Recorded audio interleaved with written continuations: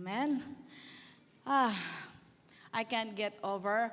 My son has just given a little of the testimony. You know, why we do all these things. You have heard a lots of testimony. Do you know kung ano yung mga ginagawa natin bago makarating dito yung mga bata na nandito? And for all those brethren na nag-testify. Hindi lang pera, hindi lang panahon, at hindi lang tawag dito talagang effort, prayer and fasting, maraming preparation po bago makatayo at makapunta sa AGR ang isang tao. And you'll really feel, yung burden sa mga tao, especially sa mga youth, now that we have realized that we were already late sa mga teenagers. And with that, we came up with an idea na bata pa lang sila, we will prepare them for an encounter. So we are preparing the module for the kids encounter. Amen? It will not be as that, deep, kagaya ng mga pang-adult, but I believe it will really give, a preparation for them and to preserve them. I thought when the Lord have given to me the message, ang sabi sa akin ni Lord 2 years ago, gather all the youth, take care of them. Yun ang sabi sa akin. Kaya nagkaroon ng burden yung heart ko, so much burden with the youth. And I started to tell my daughter, at that time, si Kimberly, she's still in a healing process as well. I did not know that she is also suffering from something personally.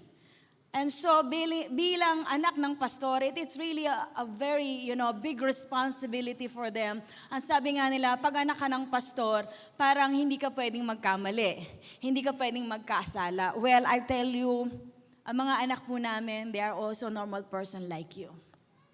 We let them go through the journey with the Lord's guidance. Of course, there is an advantage na anak sila ng pastor. But sila man ay hindi excuse sa attack ng enemy. In fact, they are more susceptible than that. So we need your prayer and cooperation for us to really effectively do our ministry in serving God and serving you is to love and take care of our children. Hindi po sinabi sa amin ni Joshua yung about gossiping and all.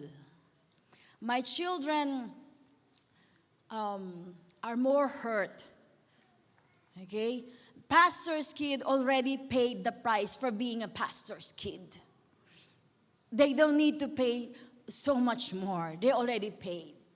They are not perfect. They are also human being. So kung ang pastor kid pala, dumadaan din sila sa ganitong proseso, so much more ang isang tao na wala ang salita ng Diyos sa kanila. So let us all, work together to take care and preserve the young generation. Amen? That's why when I started to have the heart to really, take care of these kids and this youth, grabe ang attack po sa amin. The devil attacked my children. I know that very well. And I never stopped praying for them. I did not, hindi ko ma-comprehend kung ano yung mga pinagdadaanan namin, mga struggles and trials and testings. Halos ikabugto ng hininga ko.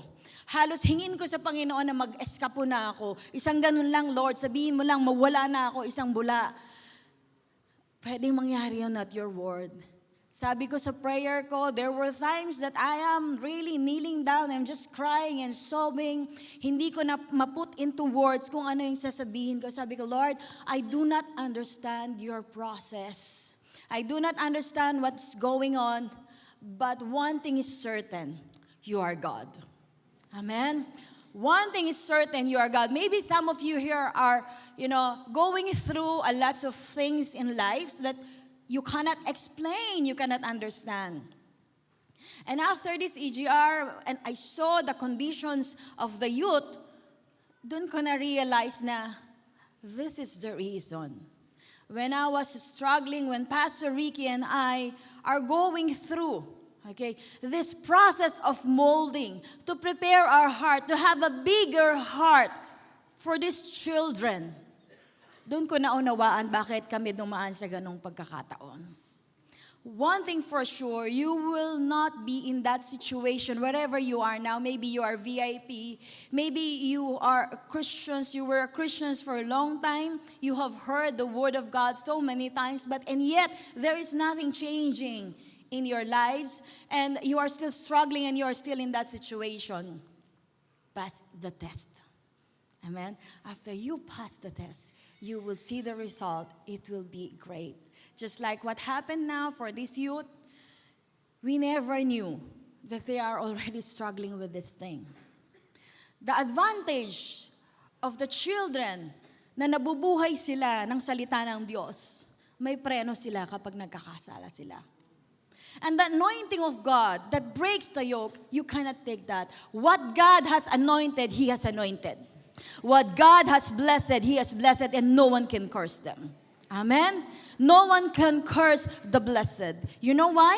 My son testified and admitted his sin prior to the EGR. He has the strong conviction to tell his dad. He said, Dad, I cannot take it anymore. I have to tell you. I have to tell you why I'm behaving this. You don't know why I'm struggling so much, what I'm going through. This, and that. And there's this one incident that he has encounter because we always pray for the blood of Jesus in their lives. Sabi niya, Dad, you know ma, whenever I do that sin, I see myself lying on the blood. Meron pa rin pong espesyal, okay, na pag-iingat ang Panginoon. So don't get tired sharing the word of God. Okay? As a family, I encourage everyone. Sometimes maybe, especially mom like me, minsan talagang there is really an irritation prior to the work of God. Amen? But if you will just gonna stand on your position that you carry the word of God, and if your husband will not stand to start it, you start it. Amen? Am I talking to the wives here? Am I talking to the women here? Even if the husband doesn't want and doesn't feel, stand for it. Amen? Stand for it and share the word to your children. There were times that because of the trials and the testings and the difficulties that we are facing in the ministry, merong times na si Reb nakatunganga lang siya. You don't know that. And the Lord is convicting me. You stand.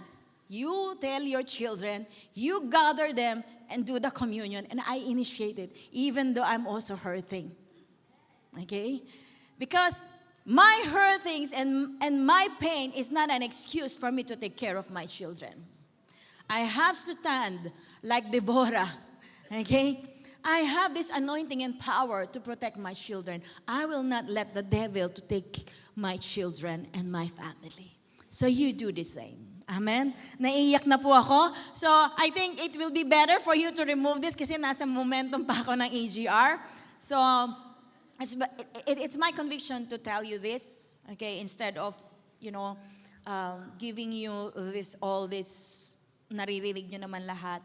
So if you just have, the compassion and a heart, you will not only take care of your family, you will also have the compassion for the lost. Amen? Amen. So sabihin mo sa katabi mo, are you blessed? Oh, hintayin mo siyang sumagot. Amen. Amen. So, maraming salamat. Palakpakan po natin ang Panginoon. Are you ready to hear the word of God more? Are you ready to hear the word of God more? Okay, so pilitin mo at sabihin mo sa sarili mo, hindi ka aantukin. Amen. And if you are ready, get your notebook, your pen, okay? If you're writing down through your phones, make sure your mobile data is off so that you will not be tempted, and make sure, okay, na talagang papasok yan sa isipan mo. If you're ready, I'm going to call on our very own, bagong facial pa, bagong gupit. Okay? Amen.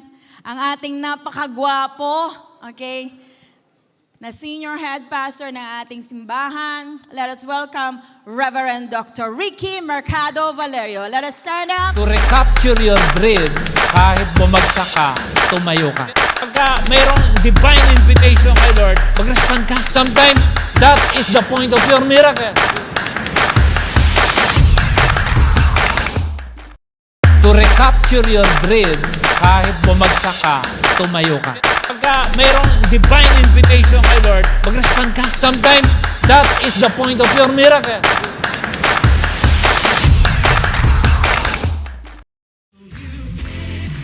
Praise the Lord. Palakpakan natin ang Panginoon. Sabi ko, palakpakan natin ang Panginoon. Sabi ko po, palakpakan natin ang Panginoon. Amen. So, sino lahat dito may utang? Magtaas ng kamay. Wala.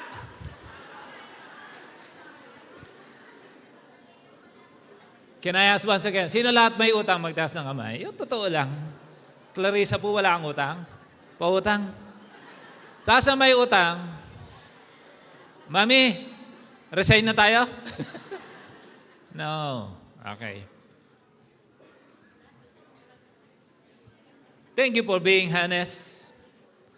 Because the doctor can help you for what you're going to say. Amen? Kaya punta ka, Doc, ba't ka nandito? Sabi ng doktor, Doc, kasi sumasakit-sakit ako banda dito eh. So, alam na ng doktor ano yung mga banda dito. Eh, pag ginaganon mo, ano man nararamdaman mo? Tapos gaganunin ka niya. Sakit ba? Di ba binibigyan mo siya ng impormasyon na totoo? Mahirap pinawakan ka dito, kahit na hapdi na. Wala lang, Dok. Ba't pumunta ka pa sa doktor? Kung hindi ka aamin, kahit may kakayanan ng doktor, di ka niya matutulungan. Nagtaas ng iyong kamay, sinabi mo may utang ka, nakita ni Lord yun. Okay? He's the God of prosperity. So I think this is just timely to discuss this wonderful message. Pinamagatan pong imminent. Sabi natin, imminent. Google mo na. Ano yung ibig sabihin imminent? So, meeting of the lights. So again, we are still in the Rapture series. Imminent yung Google mo. Things are interesting if you understand them. Say amen. Kung hindi mo naiintindihan, bakit ka kailangan may boyfriend? Di ba? Hindi ka magiging interesado. Kung naiintindihan mo, bakit kailangan ka mag-asawa, hindi ka magiging interesado. Tama ba? Sa mga bagay na naiintindihan mo, magiging interesado ka. Tama ba? Tama ba? Halimbawa, magma-migrate ako sa New Zealand. Ba't ka mapupunta doon? Dapat naiintindihan mo. Tandaan mo, yung demonyo dito, walang bisang kailangan pumunta New Zealand. Pagdating mo, nandito ka, tinakasan kita sa Dubai. Sabi sa'yo, kanina pa kinanaantay. So it's not your geographical location that can save you. Sometimes actually, when you put away yourselves from you're supposed to be planting, you'll be worse. Say amen. So, things that are interesting, if you understand them, magiging masaya ang buhay mo. Okay? Bakit mo siya sasagutin? Ba't nakatingin ako banda dito? Parang mas malakas ang signal dito. Bakit mo siya sasagutin kung hindi mo naman alam ang dahilan bakit kailangan ka magmahal? You must understand. Amen? Amen. Listen to me. Kapag ka hati ang puso ng iyong girlfriend, iwanan mo na yan. kahit sino maging boyfriend niya, no? Kung babae siya, boyfriend, o babae, lalaki siya, girlfriend. No? Babae, boyfriend. Pag lalaki, girlfriend. Kahit sinong makapartner yan, hindi yan magiging tapat. Dahil ang pinapakasalan mo sa babae, yung katapatan niya. Kung hati yung puso niyan, hindi kanya deserve kasi masyado kang tapat at mabait. At maka-Diyos. Amen. Say amen. Sampalin mo, I don't deserve you. Sampalin mo siya ng panalangin. Amen?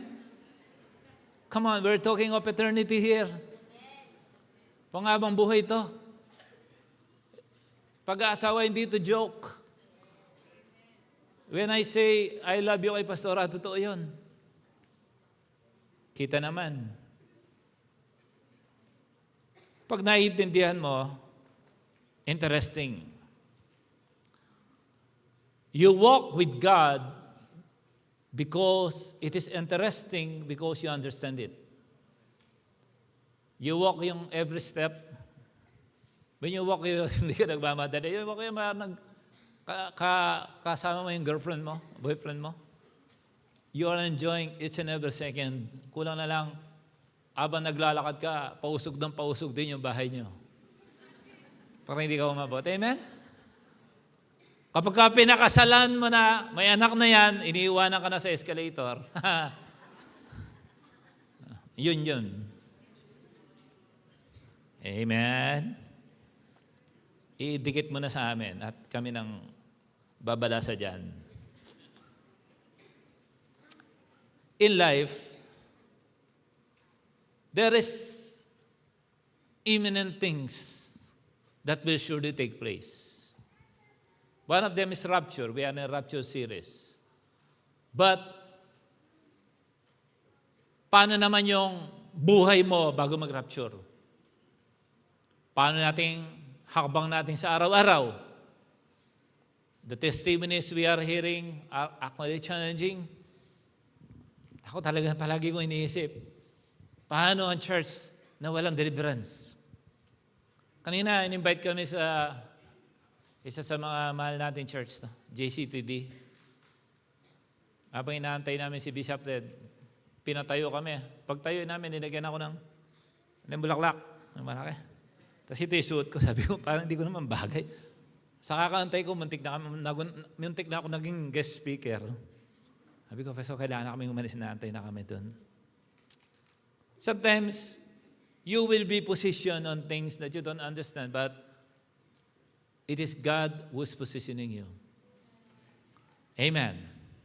So the reality of life, when you have a walk with God, your position determines your condition. Say it. Your position determines your condition. I handled a critical and vital project in Metro Manila, in Sampaloc.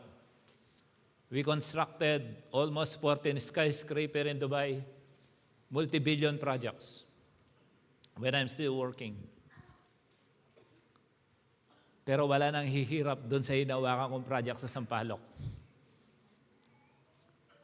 When I'm handling that, siguro kumain ako, magpapakamatay ako sa sobrang tigas ng ulo ng mga tao doon. Hindi yung mga Meneses family. Ibang. When I was there, then, when I worked there, and when I encountered the real challenges in construction work here in Dubai, parang napakadali sa akin ng problema dito dahil dinaanan ko yung mabigat na problema. So sometimes, when God is positioning you on something that you are certain that God put you there, learn the message. Learn for the message of God why you are undergoing the situation now. Pero pag ikaw ang nagtanim sa isang lugar o sa isang sitwasyon, hindi mo maririnig ang Diyos. Sabi nila, di naman kita tinanim dyan. Ang matututunan mo kung paano lumaban sa consequence. Pero pag tinanim ka ni Lord sa isang posisyon, you will realize your good condition because God Himself planted you sa situation na yan.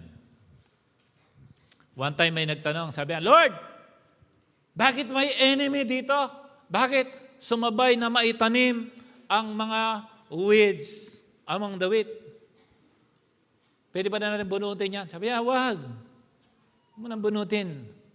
Hayaan mo silang lumago pag one day, kasi pag binunot natin ngayon yan, pati yung mabuti matatanggal. So, palakihin muna natin, then aalisin natin yung mga weeds at ipag-iwalay na natin ang susunugin at saka sa hindi. May timing ang lahat.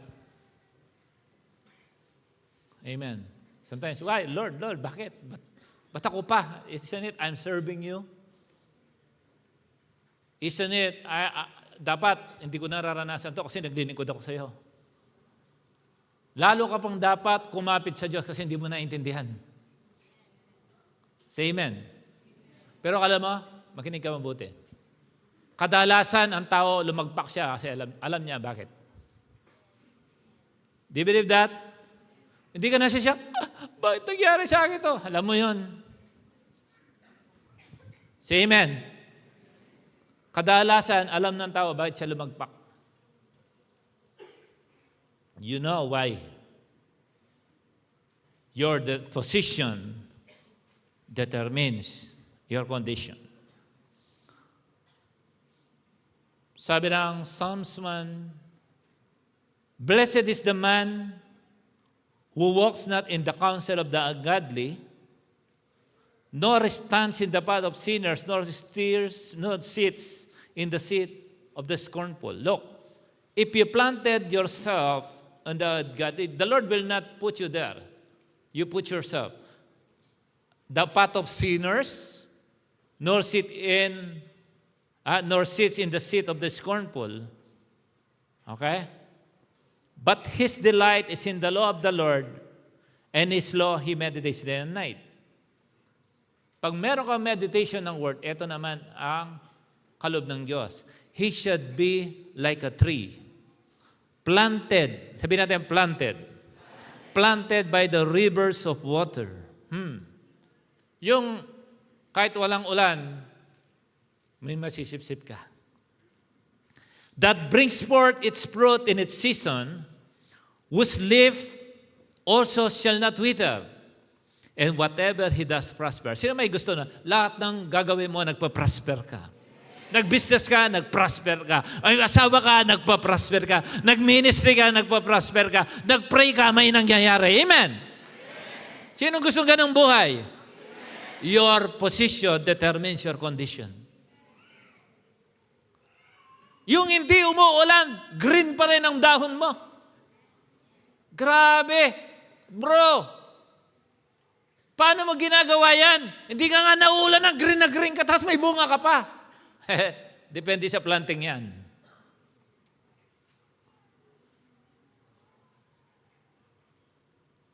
Bakit may mga rambutan sa Davao at wala sa Pampanga? Amen. Depende sa planting yan. Lanzones, Laguna. Favorite. Bakit wala sa Pampanga? Siguro, nahulog ako sa pangunguha ng mangga. Siguro kung may makukuha ng lanzones, baka hindi ako nahulog kasi mababa lang yan. Your position determines your condition. Look at that. Verse 4, and the ungodly are not so, but are like chaff, which the wind drives away. Alam mo yung, ano yung Kapampangan, yung sa Kapampangan kasi, yung balat ng palay. Di ba yung gaganon mo? Yung nakakainis pag nagbabasketball tayo, tapos may gumaganon-ganon. Yung napupunta sa atin, naglalaro ka, mamaya, ngangati ka ng ganon. But are like chaff which the wind drives away. Therefore, the ungodly shall not stand in the judgment, nor sinners in the congregation of the righteous. You know why? Their planting is on the path of the sinners. For the Lord knows the way of the righteous, but the way of the ungodly shall perish. That's why position is crucial. Sadly, maraming mali sa buhay, tapos satisfied ka pa. Yun ang pinaka-dangerous sa buhay. Wrong planting, wrong position, but satisfied. Pastor, basta lang ako magka-girlfriend. Mag-girlfriend ka, dabigin ng Diyos yan. Amen. Puro, para ng SpongeBob yung unan mo sa kakayak gabi-gabi.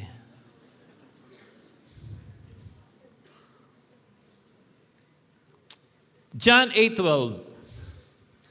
When Jesus spoke again to the people, He said, I am the light of the world. Whoever follows me will never walk in darkness, but will have the light of what? Light of? Light of? Aba, ang buhay pala, dapat may ilaw. Kaya kung minsan sabi siya ang ilaw ng aming tahanan, ba't ang gulo? Di ba, sometimes hindi mo kita yung dumi kasi walang ilaw? Alam mo, maraming tao, kahit nagkakasasa sa piling nila, ang ganda nila. Pag nabukas yung ilaw, Panginoon, may uling pala ako dito. Di ba? Kung walang ilaw, di mo, feeling mo lang maganda ka. Malinis ka. Pero pag on na yung ilaw, makikita mo, ang dumi-dumi mo pala. Do you realize that? Kaya importante yung ilaw. What are the concerns of life? Marriage. May light ba sa marriage? Kung estudyante ka, sa studies mo, everything that concerns your future, even business, sa work, meron bang liwanag dyan? Ikaw makakasagot yan. So, the best in life can happen only through our following with Jesus. Yun ang sabi ng Bible. Whoever follows me will never work in darkness. It means following is very critical. Those who you follow are critical. Say amen. Kaya, in every digital church, listen to me, the most critical on every digital church when there is an irresponsible, rebellious, and primary 12 who don't follow Jesus. Say amen. Critical yun. Because following is very critical. Say amen. Okay? So, all the best in life can be gained by following Jesus only. If you see yourself, you are always in the agony, oppression, arena of unanswered prayer, I guarantee you, you are not planted on the right position because it determines your condition. When you are strayed, when things are not going well with you, it means it is an issue of following. Your position determines your condition. Hindi ako, pastor, basta ako lang may trabaho, basta may visa. Grabe, dapat sinabi mo yung ginawa mo lang yan. 6 months ka lang, nag-resign ka na. Or 1 year. Kasi nung inopen mo yun, gusto mo lang magka-visa, kaya hanggang ngayon, meron mo lang visa. Wala kang ipon. Amen? Bakit nagtaasan tayo? Kayo pala. Na daming may utang. Hindi kita minamali. Kasi may utang ka. Kasi i-correct ni Lord ngayon yan. Say amen. Palakpakan natin siya. So, the issue is your positioning when things don't go well with you. Do you believe that?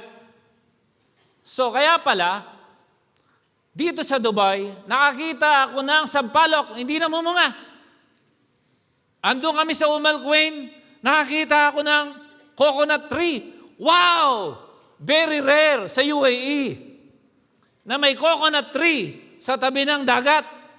Pero kahit paano ko tingnan, hindi pwedeng umubra sa mga coconut ng Palawan. Ayaw magbunga.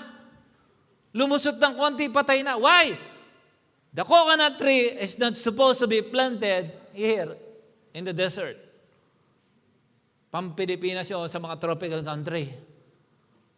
Kala mo lang, andun ka sana, ganda-ganda ng view. Oh, maganda ang view. Pero wala kang bunga. Is that life? If you don't have produce, if you are not productive for what you are designed for, it's not life. That's death. Wala kang productivity. Wala kang outcome. And the wrong thing is this, you are satisfied with your wrong planting. Say amen. You will see that. Therefore, to change your condition, you need to change your position. Ask God, Lord, I'm fed up of lack of productivity. I'm done with it, Lord. I've been here in this church for 5, 10 years. Puro na lang ako pag nagpipreach ng about sa cell group. Ako na lang palagi yumuyo ko. Nahiya ako kasi wala pa akong bunga hanggang ngayon. Siguro naman nasa tamang church ka, baka pinaplant mo lang yung sarili mo somewhere else. Say amen. Say amen. You know you can sit there pero hindi ako ang pastor mo. Kasi kung pastor mo ako, susunod ka. Amen. O andiyan ka, kalaban pa kita. Lord, send signal. Labas! Huwag kang lumabas, yung demonyo lang lalabas. My brethren, see yourself. You need to change your position. Your money cannot save you. Your rank, your position, your titles cannot save you. Only the favor of God can save you. Palakpakan natin siya. One bad condition is poverty. I hate this. Poverty is always the steering tools of the enemy para ang tao magkasala.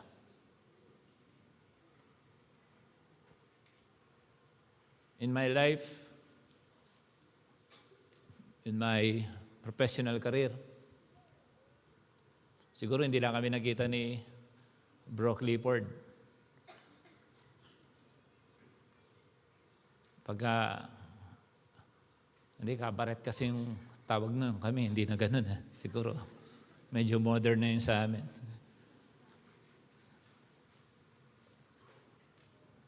Mali. Maling planting. One time nag-interview ako. Ba't ka nandito? Sabi niya kasi ganito. Poverty. The reason why they are sitting there, you like what you do? No. I don't like sitting here. It's poverty. Everywhere, every project I'm in Manila, sa Pilipinas, lahat kondisyon, ganun.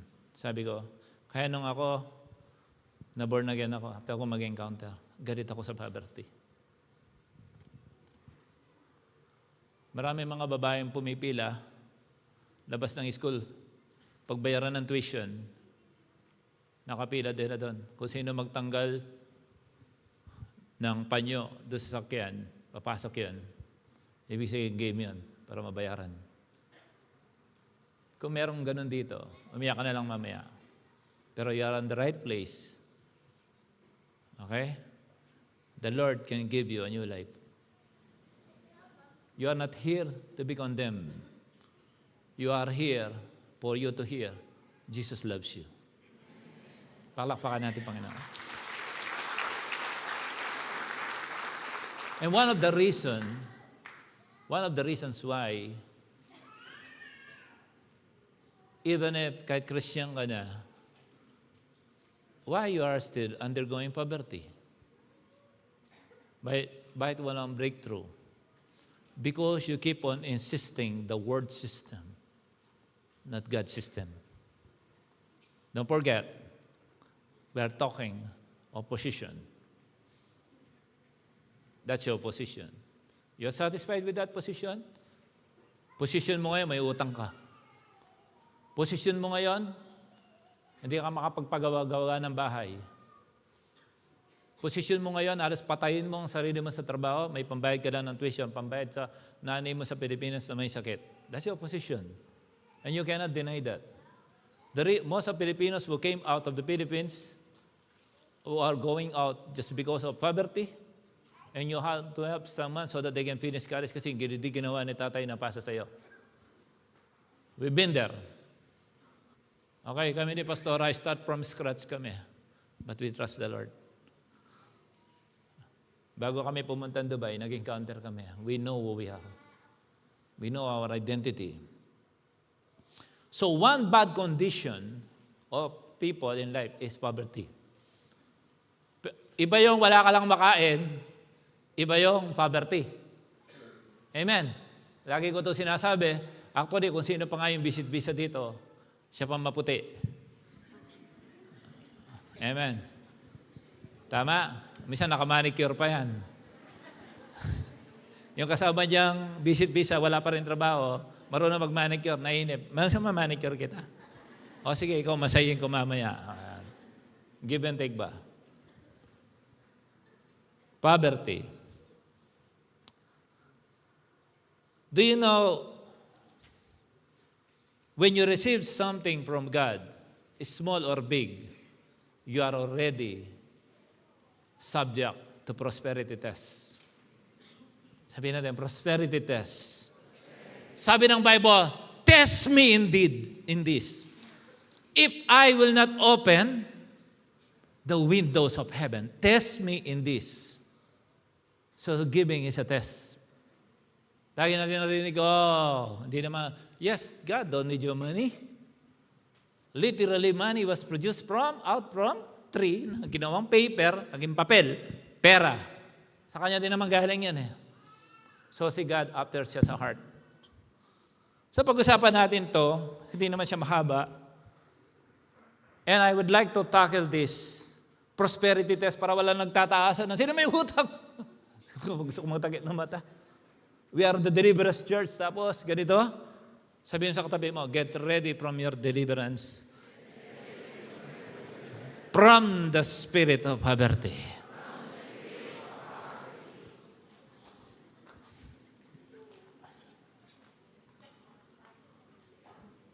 Alam mo, ang apelyido mo, hindi maunahan. Meron kasi ako ang dating office mate, hindi siya maunahan ng bangko. Pag sahod, andun agad. Pumasok na ba? Ting, dumating na. Takbo yun. ATM, withdraw.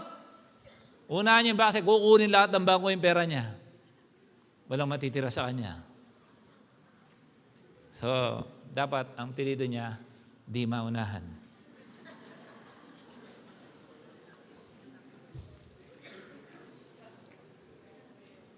How you handle your money will determine if you will pass the test. Can I say it again? How you handle what God has given you determines if you will pass the test. Kaya nga test eh. Pag test, kailangan pumasa ka. Tama ba? Sa driving, take 3 ako. Si Pastora, take 2. Sabi ko kay Kimberly, 3, 2, ikaw, take 1. Driving siya, take 1, pasado. Ay, salamat. Nakatipid ng gastos. 3, 2, 1. Pag si Joshua niya, hindi na magdadrive, magka-license. Kasi 3, 2, 1, 0. So, how you will handle your money will determine if you will pass the test. Si Pastora natatawa ko, God, meron akong gift voucher. Magkano yan? 400. Tights ka. 40 yan. Nung nagtatrabaho si Pastora, we have free education. She's receiving 52,000 a year for the education of children. Free yun. Bigay ng company. Sabi niya, tatights ba natin to dad? Natural. Ang bigat-bigat to dad. Ano mabigat? Kung wala kang education allowance sa company nyo, babayaran mo yung buho. Anong gusto mo? 52 o 5'2"? 5'2". Okay, tights ka.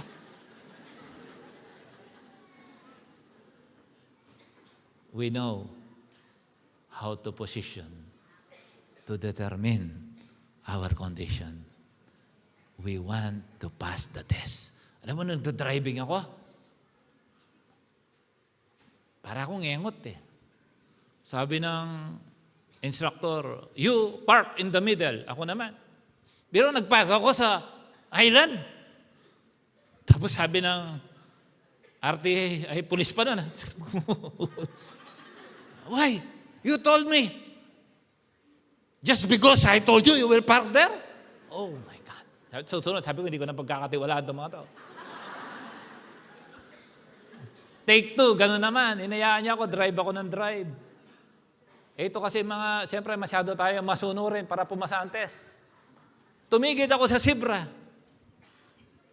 Yun na lang, papasa na ako. Sabi ng police, why you stop? No, the RTA said, if there is Sibra, I need to stop. Why you will stop? No people! You go straight. You failed. Tinanda ko na naman. Saka kabagsak ko sa susunod. Sabi ko, alam ko na. Iba kasi, ang daming bagsak, di natututo.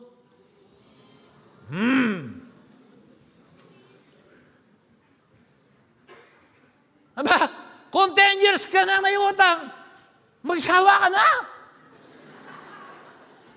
Amen? Nakakasawa na yan.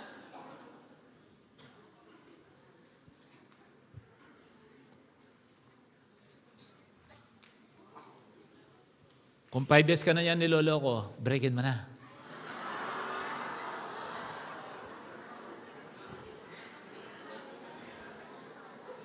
Isa lang buhay? Puro pighati pa? Hindi mo naman kaano-ano?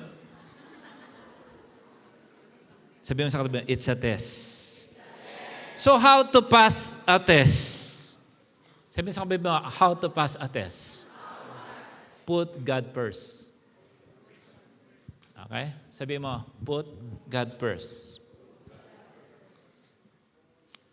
Anything that the Lord has given you, put God first. But seek ye first the kingdom of God and His righteousness, and all these things shall be dagdag unto you. Hallelujah. Eh, binago mo, revive mo. Seek ye second the kingdom of God. Biblical to actually.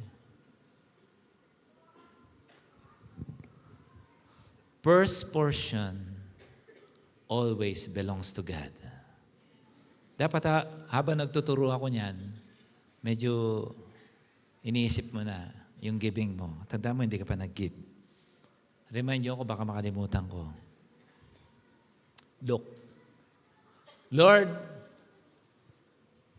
I pray for this year, bigyan niyo po ako ng bonus. Yeah? Tapos binigyan ka ng bonus. Pagdating mo ng bonus, you don't want to give what is for the Lord. Tapos mag-expect ka ng bonus next time. Sabi sa katabi mo, kapal.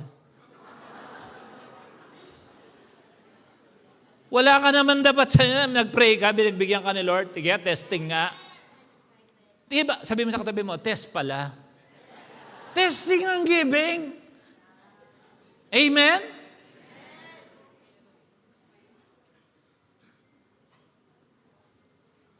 Tithing is thank you. It's like when God gave you something, tignan mo, bigyan ka. Hindi magpa-thank you. Walang pasalamat to. Di ba? Palagay mo kaya? You have the gratitude to bring back what is for the Lord. Say amen. We've been practicing this for decades. Thank God.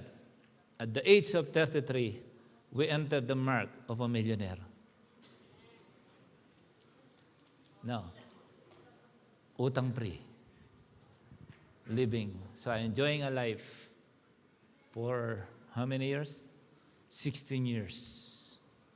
Ay, sabi ko, Pastor, pabili ng sapatos. Okay. Sarap ng ganun, no? E di yung, pabili ako sapatos, Mr. Budget says, no. No. Wala tayong pambiling ulam. Sabi nila, ang tithing Old Testament. Ayaw lang mag-tithes. Pata Old Testament ka. 500 years before the law, Abraham already tithes. Research mo. In Genesis 41:50, binigyan ng anak si Joseph, si Manasseh. Ang ibig sabihin ng Manasseh is, he forgot his toil, yung kanyang paghihirap. Si Ephraim, because he causes me to become fruitful from the land of affliction. Yung parang, ramdam mo bakit parang marami akong battle sa company ito, pero nakakayanan ko, pero nabibless ako ni Lord. You are in the right planting, may challenge lang, pero nakikita mo, nabibless ka. You are learning and you are receiving. Amen? Di ba? Parang palagi na lang ako pinag-overtime. Kwentuhan ko nga isang primary ko, no? Ang dami niyang na-testing na binibigyan sa beyond the extra measure ang ginagawa. Kaya pala, one day, hindi na o-open sa iba yung managerial position. Sa kanya binigay. You deserve it. Why? He passed the test. Amen. Amen. Alam niyo, kahit sa relationship, may test. Amen. Subukan ako ni Pastora, bigyan ako ng chicks sa tabi ko. Hindi ko yan papansinin. Kasi naka-mindset na ako, wala nang gaganda kay Pastora. Yee. Bakit? Na-test ko na kasi ang masampal. Na-test ko na hindi ka papansinin. Tama na yan. Noong time ni Joseph, may 7 years of prosperity, meron 7 years of famine.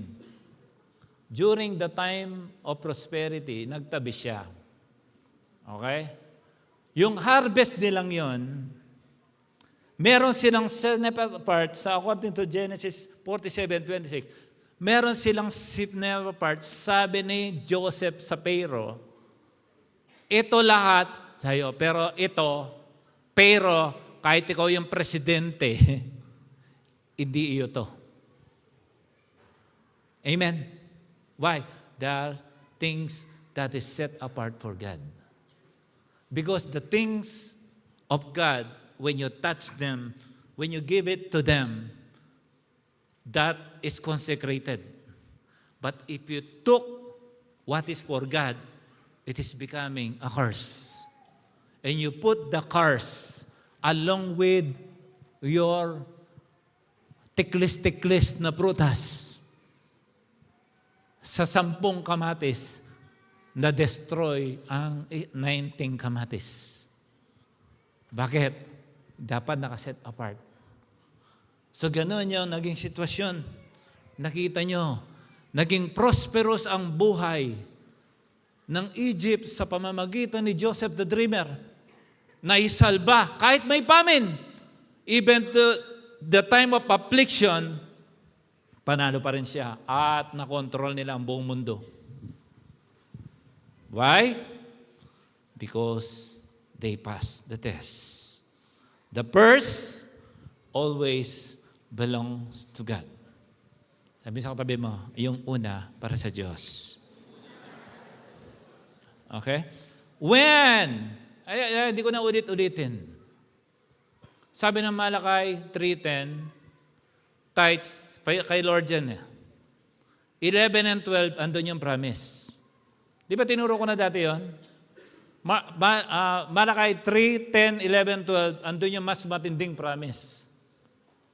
Amen. Now, God is positioning you according to His Word.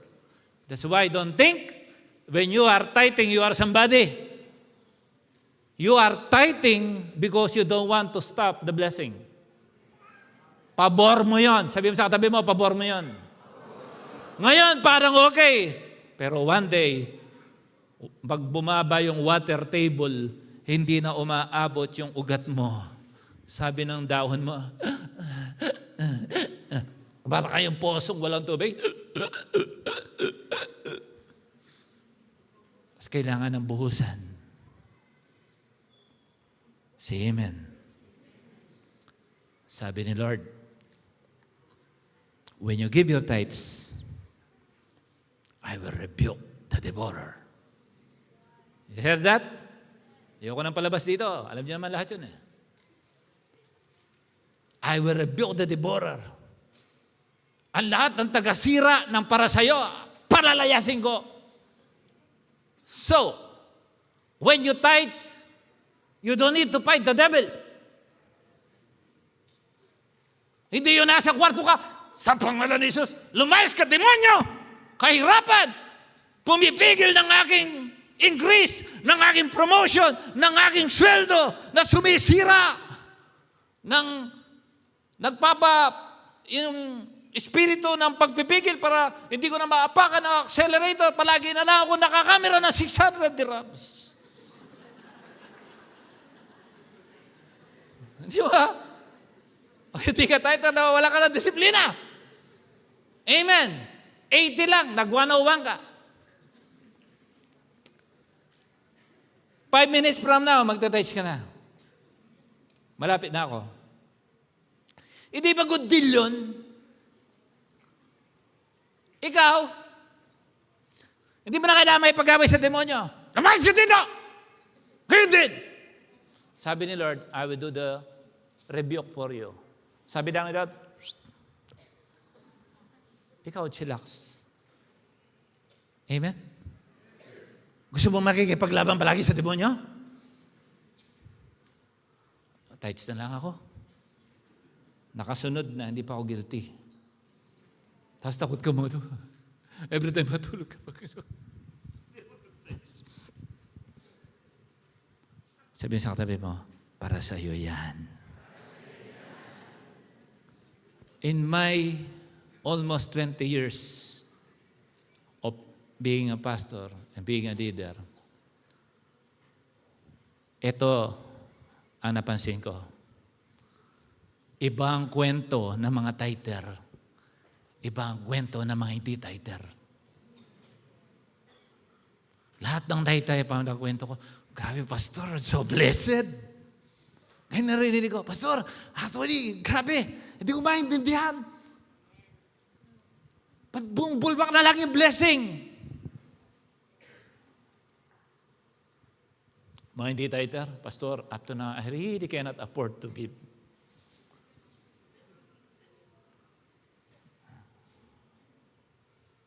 If you cannot afford, you cannot buy a Ford.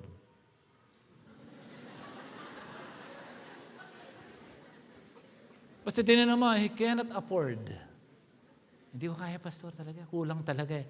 Habang buhay yan. And that's your position. Determines your condition. Sabi ni Lord I will rebuke the devourer. Ang kulit mo. Amen? Do you hear the testimony of these kids? Say amen. Do you hear the testimony of our brethren, how God delivered them? That is an integral part of the G12. Not on Wi-Fi win. We pitch the truth here behind this pulpit because I am accountable to God. Dapat tinuturo ko dito, kaya kong hirap sa Diyos. Say amen. Masakit makarinig ng katotohanan, but the truth will set you free. Say hallelujah. Amen? So pagka nagtatides ka, hindi mo na kailangan makipag-away sa demonyo. Why? You are already operating in God's system. You can do your word system. Okay lang, hindi mo gawin ang God's system. Anong sabi ng God's system? If you give, you will receive. Your prosperity is not what you receive. Your prosperity is in your giving. Read your Bible. Say amen. Ang prosperity mo, base sa pagbibigay mo. Hindi sa nare-receive mo. Do you understand? This is the reason God gave. Even God Himself, hopeless ng tao. Sabi niya, for God so loved the world that He gave His only begotten Son. He gave because God is, in His heart, is giving. Alam niya, walang chance ng tao maligtas. He gave His only begotten Son. For those who believe in Him will not perish but have an everlasting life. He knows that. Say amen. I don't care about critics. I'm focused. Say hallelujah. I do hope ganun ka din. Sabi ng Bible, if you not give your tithes, you are under curse. Believe that? You heard that? You read that? You are under curse. That's your position. And that position will determine your condition. Agree? Maglagay ka ng drum dito. Can we give? Giving na. Asa yung drum? Hindi yung drum set. Can you all stand? Di pa tayo tapos, ha?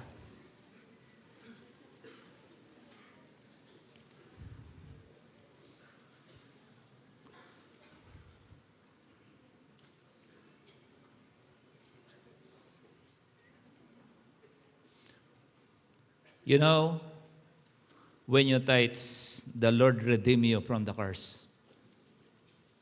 Sabi niya, you are under curse.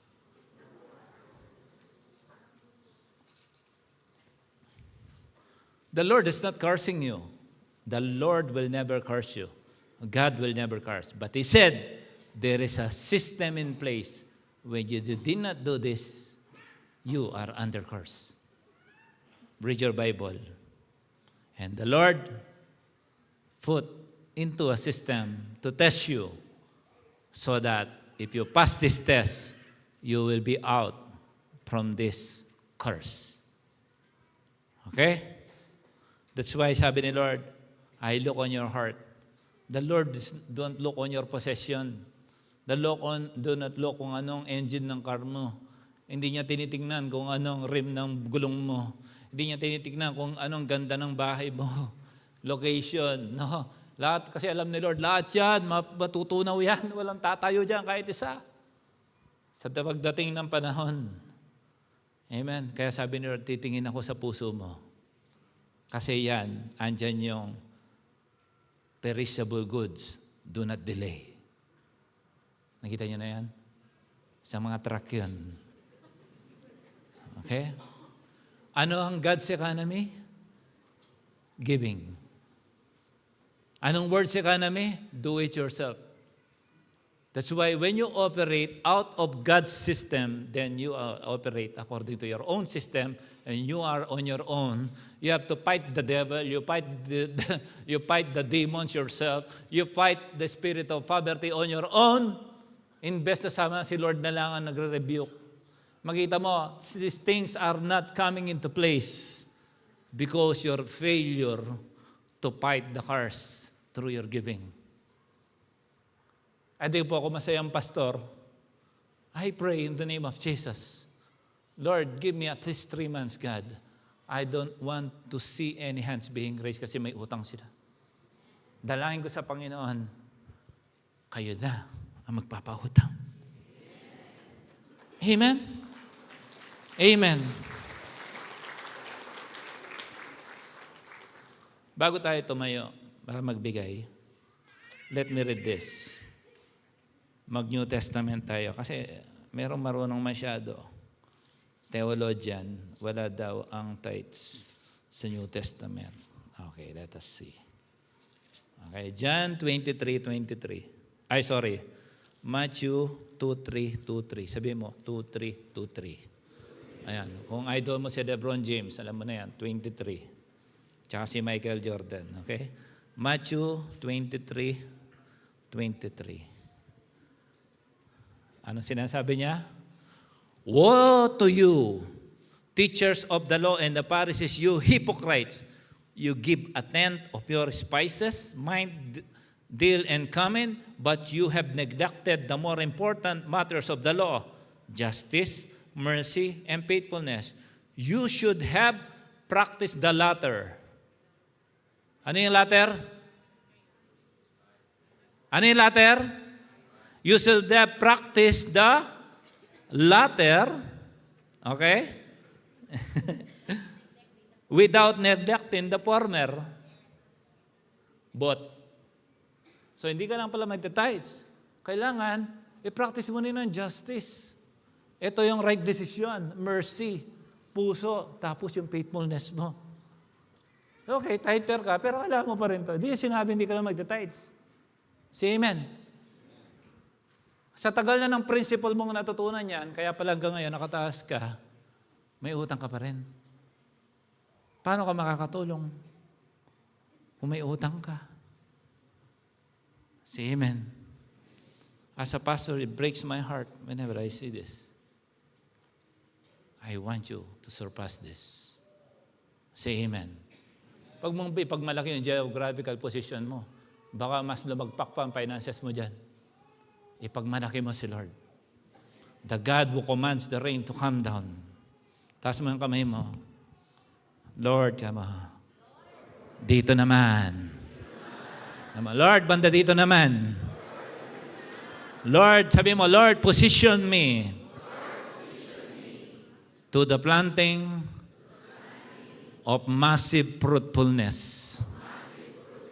The place where utang has no place.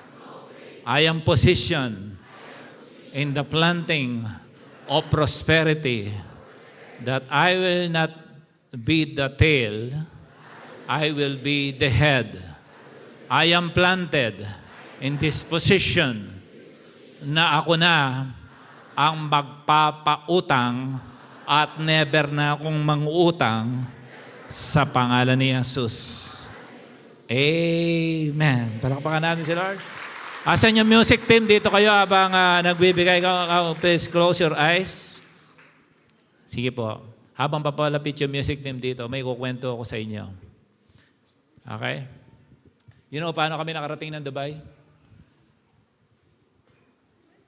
In-invite ako sa isang malaking church. Tinuro ko to. Ano naman sa church pa natin ang wala. Listen to me. When I was in the Philippines, and tatlong option ko Australia, US, and Dubai.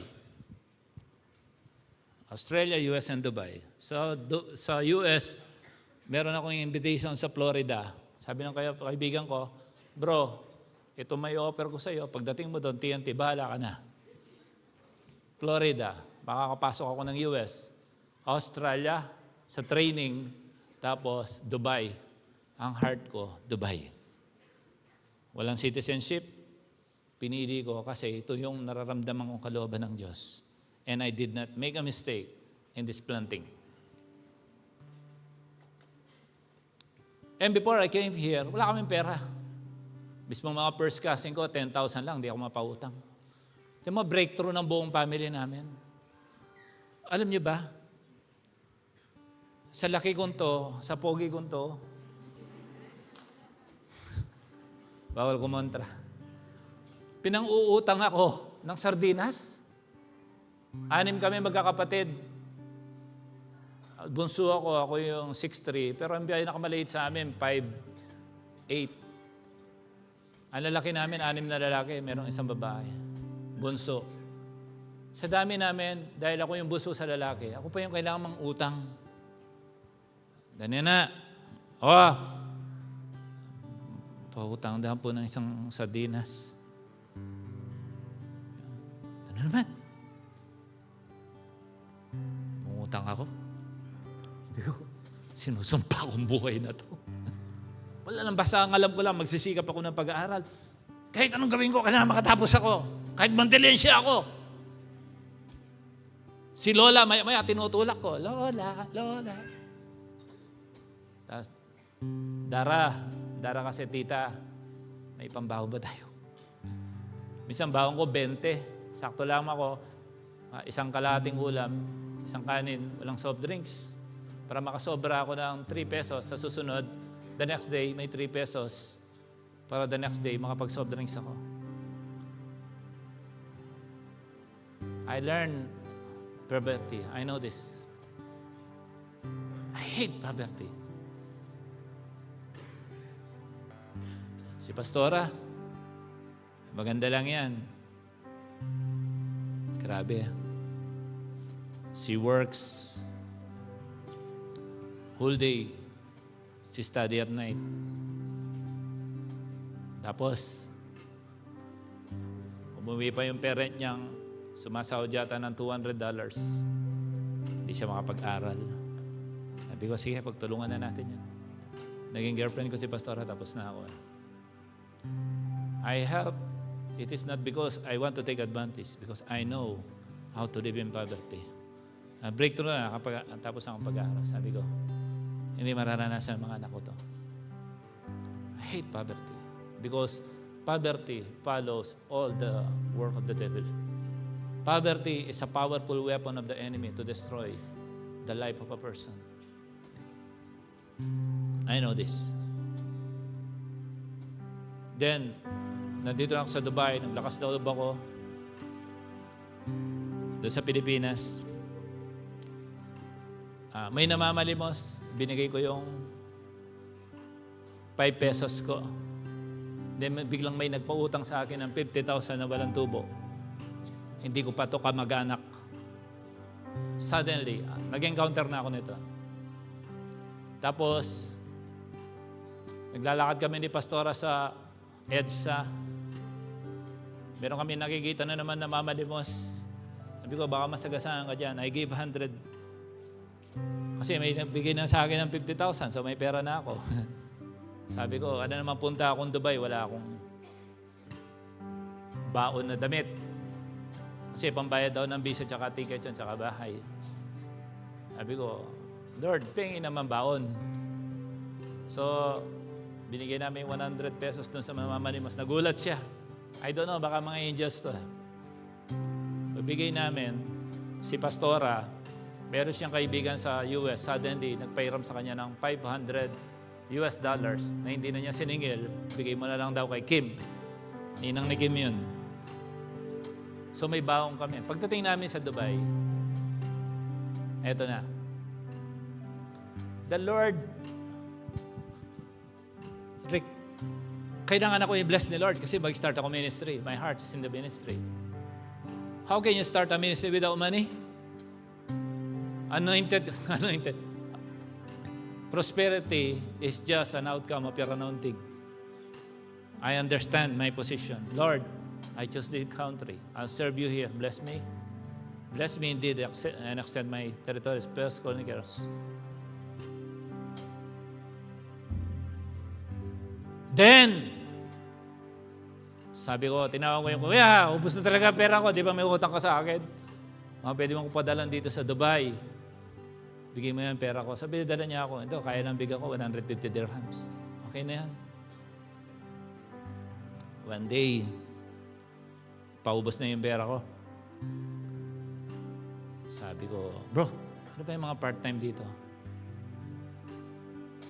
Waiter, sabi niya. Pwede ba ako dyan? Sabi ko,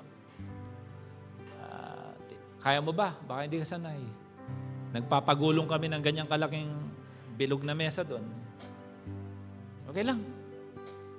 Sa loob-loob ko, pag hindi ko naman kaya, lalayas na lang ako. Alam mo, after, may itim ka bang pantalon? Meron. Puting long sleeve, meron. O, pwede ka. Bro, walang ano to ha. Sige, sabi, magkano ba per night dyan? $100, 100 dirhams daw. Sige, okay na. Kasi, alam kong wala. Sabi ko. Pero ang nasa isip ko, Lord, you brought me here, di ba akong pababayaan? Then, nung umuuna ako, tinignan ni God, kung siguro, siyempre, many of you, do you know, I'm an engineer. Sabi ko, at least to survive, may pamilya akong maganda sa Pilipinas, may maganda akong asawa, may maganda akong anak. Kailangan ko kumita. Hindi ako pwedeng umuwi. Sabi ko, lalaban ako sa buhay. Nakita ni Lord, nung pumayag ako, same day, may natanggap akong trabaho. Tinitignan na pala ni Lord ang heart ko. Kung papayag ako sa ganun trabaho para lumaban sa buhay. Kasi sa Pilipinas, sanay ako, nililibre ako ng mga kontraktor. No? Lahat ng kalayawan dun sa Pilipinas. Pero after namin mag-encounter, lumabas na kami. Then, that week, actually, si Lord bibigyan ka ng wisdom. Ano mo ginawa ko? Naiwan ako mag-isa doon sa plot. Sabi ko, Lord, I want to talk to you. I'm tired of applying job. But I have your promise. I'm tired. Kung kalooban mo, Lord, dapat bless mo ako dito. So binabalik ko kay Lord ang salita niya. Then nakita ko yung yellow paper ba yun? Yung maraming company, yellow page. Ganun kakapal. Meron din kasi dito noon sa Dubai. Ngayon kasi internet na. Tapos meron nun, at meron ding bakasyonistang dalaga sa loob ng ano. Sabi ng kalaban, bad trip ka na, patulan mo na lang yung chick sa loob. Demonyo ka talaga. Yung naiwan na anak, pagbalik ng may-ari, umiiyak kasi na-born again. Dalawa kami sa flat. Ewan ko kung nasabi ko na ito kay Pastora.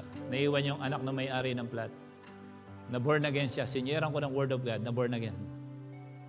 Tapos nag-scroll ako doon sa yellow page. Tapos, hello. You're looking for civil engineer? No. Hello. You're looking for civil engineer? No. Hello. You're looking for civil engineer? Yes. Oh. Can I have an interview with you today? Ako na nag-set ng schedule. I am positioning myself, you know. Yes, but after 1 o'clock, huh? Okay. You know what happened? I never knew yung receptionist umalis. Yung tawag ko, dumiretso sa general manager. I'm looking for Mr. Young. Why? I have an interview with him.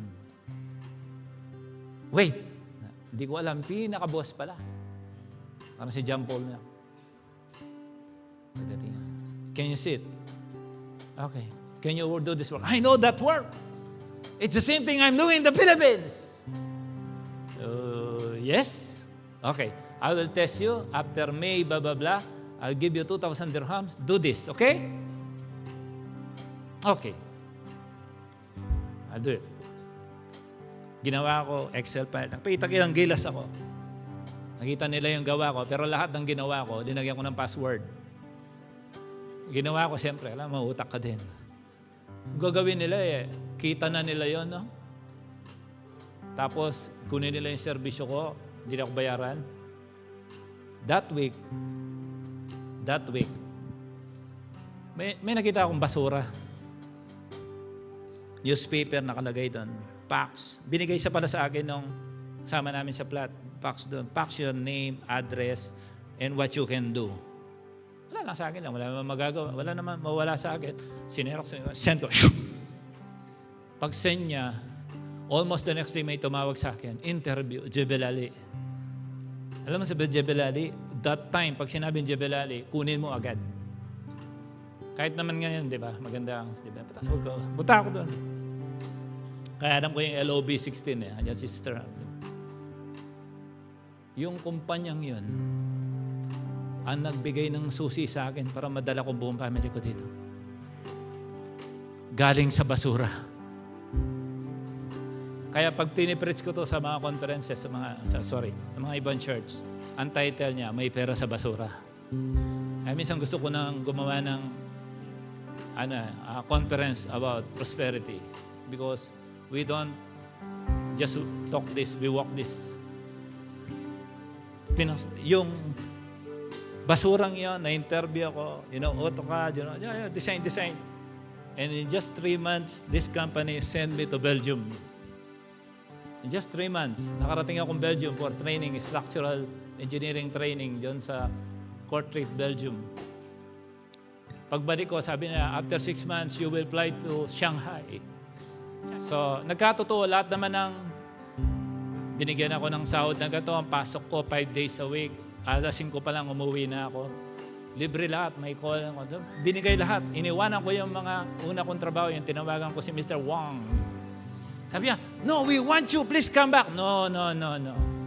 I have a new work because your deal is not right. That's not my position. That same company, nung pinadala nila ako sa Shanghai, dumaan kami ng Pilipinas, si Sister Denny, kung kilala niyo siya. Pagdaan ko ng Pilipinas, pinrocess ko ang visa ni Pastor at ni Kim, umuikot lang kami, pagbalik ko dito, kasama ko ng family. Amen? Nandito na sila. Here we go. December 12, dumating sila. December 26, nagsara ang company. What? Kaya pala, sinara ni Lord. Nagkaroon ako ng 1 month severance pay. Hindi ako nag-work. Si Pastora naghahanap ng work. Si Kim kasama namin. Yung 1 month na yon, ni-restore ni Lord ang aming relationship. Gusto para ni Lord, kunin kami sa Pilipinas, i-isolate kami para mag-usap kami kasi after ng encounter namin, wala kaming intimacy. Dito, makasuyo buong gabi. Alam mo yan? Gabi-gabi, araw-araw, sama kami Pastora, hindi kami nagtatrabaho, may pera kami, may 1 month pay ako. May 1 month pay. Tapos si Kim, yung pangarap kong one day, yung anak ko, sinisipa-sipa yung bola sa Creek Park. Nangyari. Lahat ng pinrapisay ko nangyari. Nung papaubos na yung pera namin, February 1, na-hire na ako sa isang parang San Miguel company ng Malaysia. Si Pastora nakapasok sa Almasa Group of Companies. 4 months lang ako doon, nilipat ako sa North sa Multiplex, yung Australian company na nagtrabaho ako ng almost 13 years bago na full-time. And si Pastora nakapasok sa MR. Yun ang game changer. You know why? God needs to bless us. Saan lahat ng galing? Sa giving. 105 pesos. Yung binigay namin doon sa namamalimos 5 pesos, yung binigay namin ng 100 pesos, so 105 lang. God brought me this far. Personally, this is my personal testimony. Noon, sabi, ang mga lupa namin nandito sa Pasulang. Ngayon, binigyan kami, Lord, ng lupa. Binigyan niya kaming kondo, may bahay kami, may sakyan. Lahat nag-start sa pagbibigay ng 105. Okay? Bago kayo magbigay. Nung andito kami sa Dubai, yung sa Chinese company na yon, bago yung Australian company ko, ay bago yung Malaysian company, yung bago yung Belgian company, sabi ko, Lord, gusto kong maging song leader sa mega charts, like thousands. Yun natin ang charts. Gabi, dami namin. 8 kami. Ako song leader. Sabi ko, Lord, ano ba to? Church ba to? Abay, 8 na lang kami. Now, ngayon, meron ng tithes and offering. Yeah! May tithes and offering pa? Eh, yung kapatid ko, pinadala sa 150, sabi ni God sa akin, hiulog mo ng 100. No, come on, Lord, that's you? Wala akong trabaho, sabi nila, uhulog mo ng 100. Eh, natutunan kong pagsunod. Lord, thy will be done. Walang trabaho, visit visa, maraming utang sa Pilipinas, uncertain yung future. Sabi ko, Lord, in your hands I commend my spirit. Sabi ko, Lord, kalooban mo to, mangyari yung kalooban. Pagkuha ko ng 100, pikit mata, hinulog ko. Pagbagay ko. Nung tapos na yung service, sinilip ko, Lord, sana nahugot ko yung 50 na lang. Pagtingin ko, 50 yung natin. Sabi ko, 100 talaga yung nalagay ko.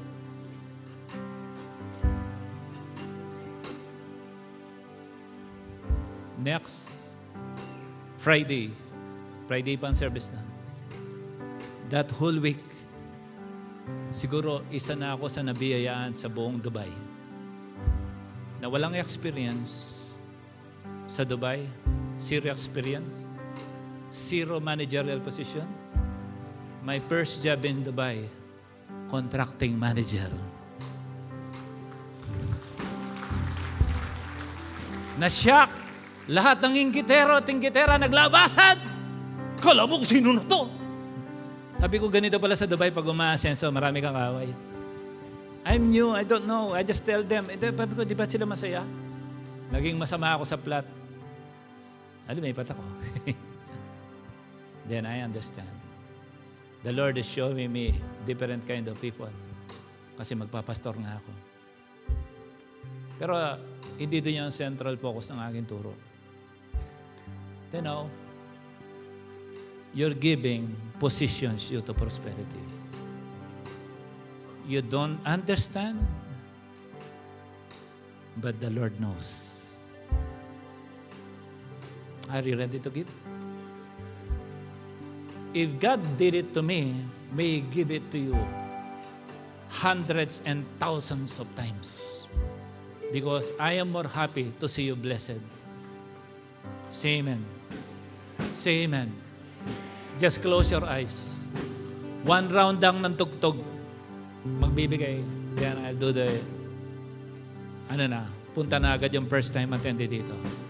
Close your eyes. Father, through the power of your blood, we hate poverty. We hate utang. Lord, you promise. And your promise we embrace. Prosper your people. Lord, they are your people. I don't own them, Lord. But as their pastor, I want to see them prosper. To the power of your blood, I destroy every demonic forces of poverty. To depart from them right now, the spirit of greed in us. The spirit of fake love, in the name of Jesus, unlock the blessings of heaven over them.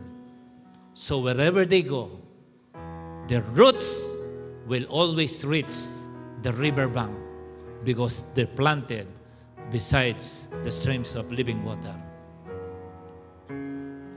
Lord, we will shine. Things are imminent, but everybody will shine. In the day of your coming, may all our prosperity bring forth souls that worship you. You are the light, but you said also, Lord, we are also the light. So in your appearing in heaven, we, along with the millions and billions of Christians around the world that you made light, will meet the light in the air, according to 1 Thessalonians chapter 4. Lord, as we wait for that light, meeting of the lights in heaven, prosper your people so that we will become very productive and mobile in everything we do, and save us from the curses of poverty. In the name of Jesus. Amen. Okay po, sa mga first-time attendee, yung pong tinatawag namin tithing, sa mga matatagal na pong Christian yan, mga mature, you understand the word because, again, don't do what you don't understand. Okay? We were able to do that because our faith, na-develop na ang faith namin sa giving. Actually, kami, we give more than that. 10 is for the Lord. Hindi pa ako nag-o-offering. Okay? And I just pray na ma-develop kayo sa Word of God. Our only hope. No? And sabi ng Bible, the Word was made flesh and dwelt among us. Si Jesus mismo, nakapaloob ang salita ng Diyos sa katauhan ni Kristo. Amen? Ngayon, yung word na yon, gusto kong magkaroon ng empowerment sa inyong mga buhay para naman kayo maligtas. Tanungin ko kayo, sino dito ang gusto ng gift? Bawa na sa Pasko, regaluhan kitang gift. Gusto mo na? Siyempre, ako, J1, okay ako doon. Jesus first. Yun ang J1. Gusto niyong gift, bibigyan kitang kotse. Siyempre, gusto mo na. Okay? Meron akong slide dyan, nak. Pakiano mo mabilis. Bro, nakita kami ang kabay. Yung gift, gusto niyo yan, di ba? Gift yan. Ngayon, kung sasabihin ko sa inyo, ang salvation, gift siya, kukunin niyo?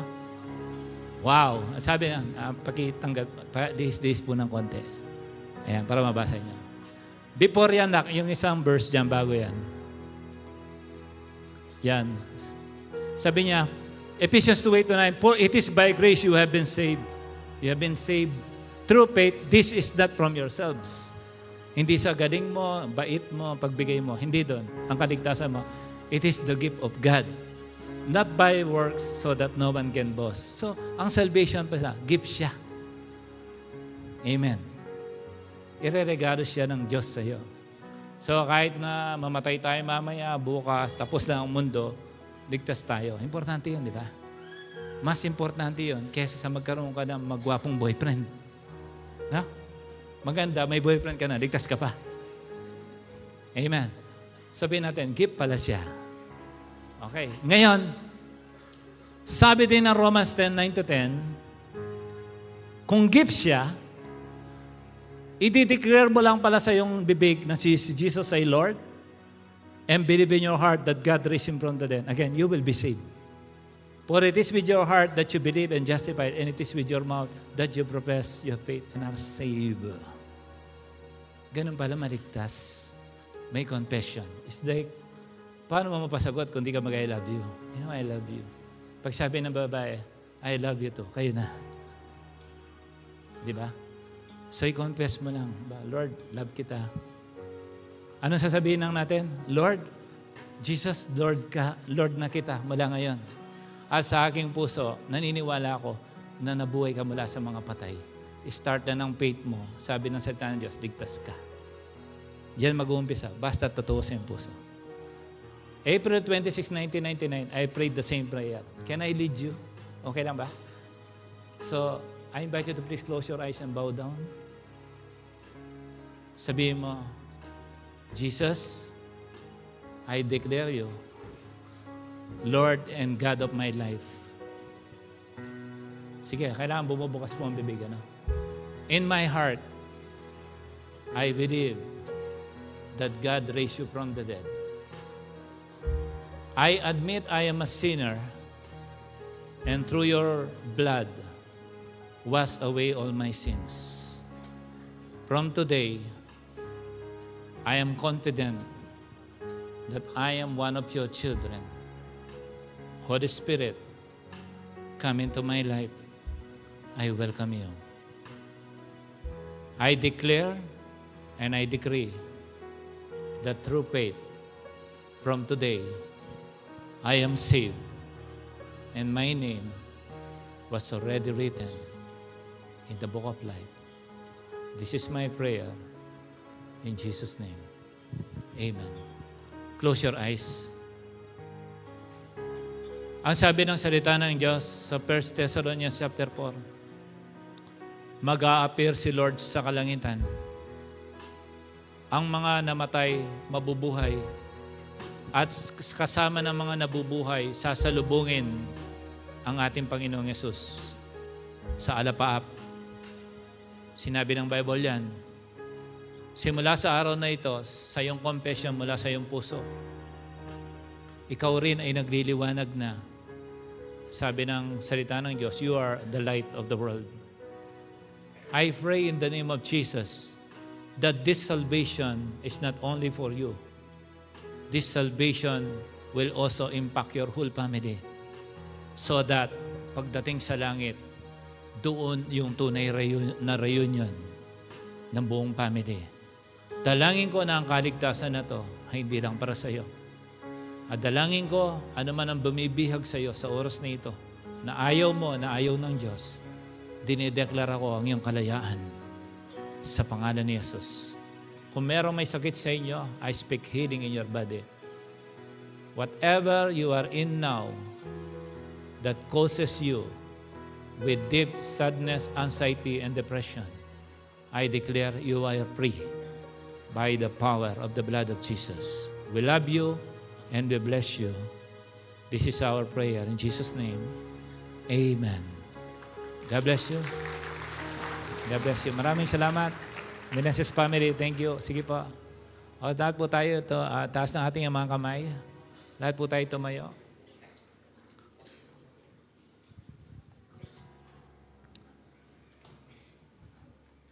Nakatayo na ba lahat?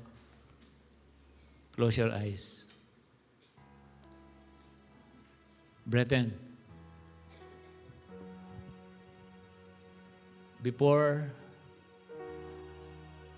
I do the benediction, I want you to declare from your heart what you want the Lord to do it to you. Say it. Say it. Kung matagal ka na naghihirap, dapat fed up ka na dyan.